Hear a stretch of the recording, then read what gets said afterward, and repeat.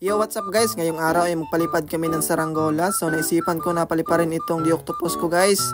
Ayan, so matagal na kasi itong nakatambak sa amin. At kasama ko dito si Kirkir. So may pinapalipad siya dito guys na bandera. Ayan, so gawa sa buli lang yan guys. Yung bandera natin na pinapalipad. Di tingting ng buli. Ayan, so makapal kasi yung tingting ng buli guys. Kaya ayan. At pinataasan dito agad ni Kirkir guys para makaabot doon sa malakas na hangin. Sobrang lakas kasi ng hangin sa taas, kaya ayan, hinuhulusan niya agad dito. So, ayan, di naman gaano kataasan yung tansi na ginagamit niya dito guys. Ayan, grabe makatayig ng saranggolang bandera guys. Napakagaling. Ayan. So, ayan, nakaabot na sa malakas na hangin doon sa taas guys. Ayan, so, lapit na maubos yung kanyang tansi. So, yung gamit ko na tansi dito sa bandera guys ay size 10 lang, sobrang liit. Kaya ayan, dandan lang niyang nilulos baka maputol. Okay, ayan, so naubos na rin yung tansi. Okay guys, so ayan o, wala na. So kuha lang kasi isang clip lang ng tansi na ginamit ko dito. Ayan, yun, grabe lakas ng hangin sa taas. Napakasulit ng lipad ng bandera o. Grabe, matayag din lang lipad nito. Kahit na maiksi lang yung kanyang buntot ng bandera. Pero ayos pa rin yung lipad niya. Okay, so next naman natin na papaliparin guys ay yung di-octopus na saranggola. Kaya medyo matagal na rin itong hindi nakalipad guys. Kaya ngayong araw ay titisplay na natin ulit ito kung maayos pa rin ba yung lipad. Ayan, so tamang-tama ang lakas ng hangin ngayon.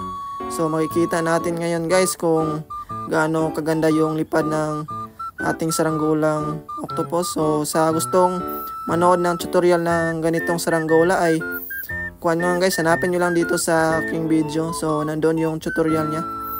So ayan, so may kalakihan din ito na saranggola. So yung gamit ko pala dito guys na tansi niya ay size 50. Ayan o, grabe, sobrang ganda ng lipad nito.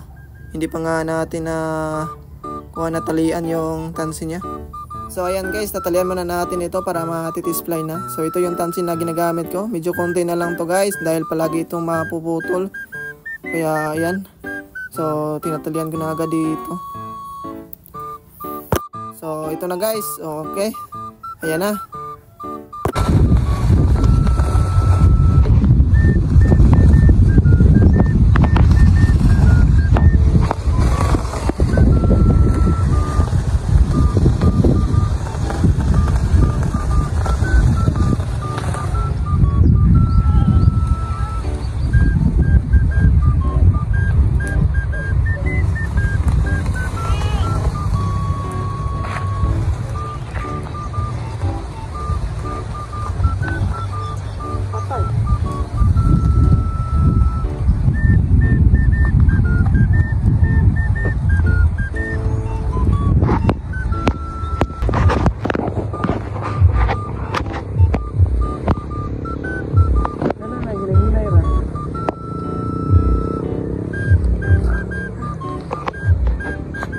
Yan na guys.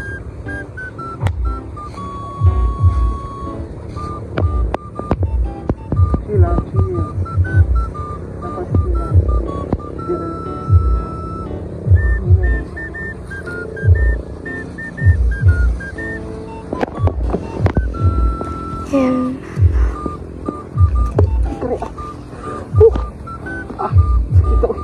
Ahem.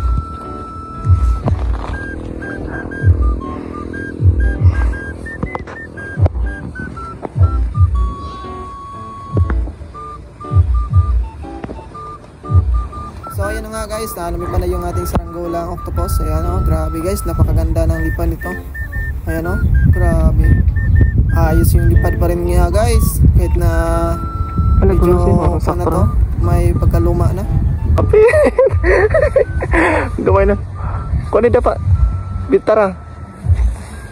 Iyod, kana. Oh.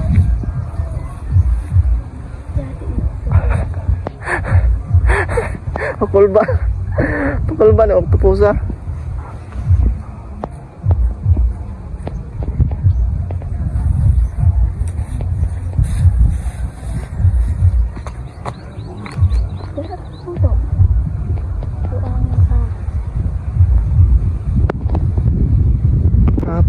Kuan gini nga. Chill lang yung bandir. Parang kung nagkuwag dito na eh. Dagka ko ano kayo? Dagko?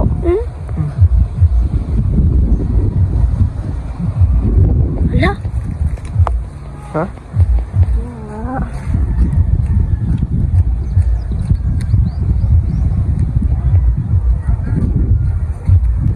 So ayun na nga guys, tapos na kami nagpalipad. So babayin na namin to. So nakikita naman natin yung lipad nito guys, at napaka-solid pa rin. Ayan, so babayin na namin itong octopus na saranggola. Ayan. So ayan, Guys, hinihila na babayin na dito namin, ni guys. Kirkir guys. So medyo ko na din kasi guys, malapit na yung tanghali. Kaya ayan, wala pa kaming lunch dito guys. Kaya ayan, babayin lang muna namin ito. So tapos na kami nagpalipad.